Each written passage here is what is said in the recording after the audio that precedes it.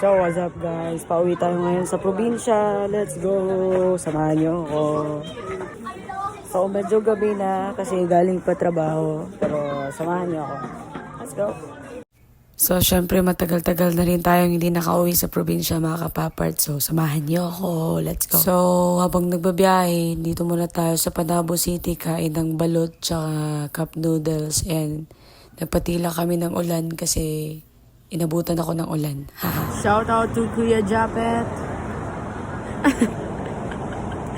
Oh, si Kuya Japet.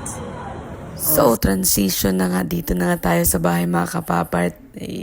Let's go. Simple lang yung buhay namin dito. Pasensya nyo na yung boses ko kasi hindi talaga feeling well.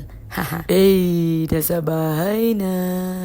So, tulog muna tayo. Alam nyo, ito yung na-miss ko sa probinsya mga kapapart. Yun yung gigising ka sa umaga na wala kang iisipin ibang bagay kundi kakape-kape lang. Yun. Tapos malalangap mo yung fresh air, parang ganun, kasama mo yung pamilya mo.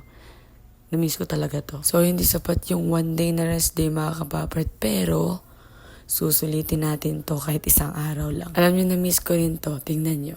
Achi! Oh. Achi!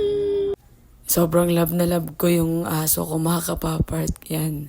Simple lang yung buhay namin dito. Hindi madali yung decision ko na magtrabaho sa malayo. Kahit di naman ganun kalayo yung Davao City, pero malayo pa rin kasi hindi ako sanay na malayo sa pamilya ko, pero kailangan ko talagang panindigan yun kasi para naman to sa kanila eh. Kaya ito kay aga-aga nagchichismisan si Lola tsaka si Mama. Isa rin to sa na-miss ko dito sa amin. Kaya okay lang. Let's go. So ayun, binisita ko na nga yung negosyo ng kapatid ni Mama. Itong kainan niya.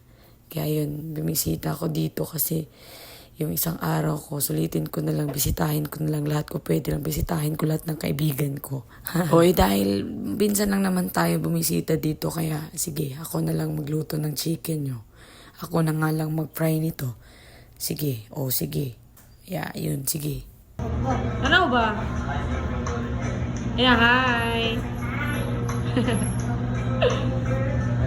So, ayan si Papa bumili ng ulam kasi kakain daw dito. Alam nyo, isa sa na-miss ko, ito si Nanay. Mama ni Mama. Sobrang na miss ko to si Nanay kasi nung nagtawag kami isang araw, sabi niya sa akin, bakit hindi daw ako umuwi? Namimiss niya raw ako. Ano daw? So, ayun, dahil may konting blessing, kaya nag-grocery kami konti ni Mama. Ayun, ang sarap para sa pakiramdam kapag ikaw na naman yung gagastos.